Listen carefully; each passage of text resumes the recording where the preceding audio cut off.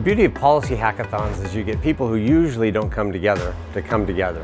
When they come together, those oblique views that they're taking on the same challenge often creates magic. The policy hack is really about finding solutions to policy challenges faced by innovators across the world.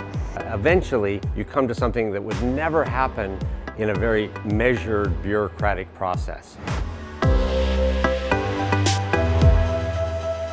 So we've done this with Mind the Bridge for several years, and what's special about this hackathon, this policy hack, is that we really can give it a transatlantic point of view.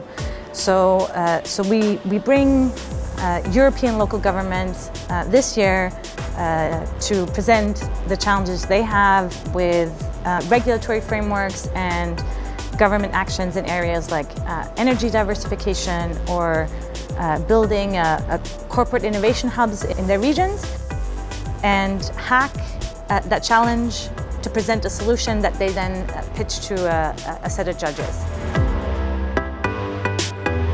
So the beauty of the hackathon is that it can be messy and it comes up with results that nobody would predict at the beginning.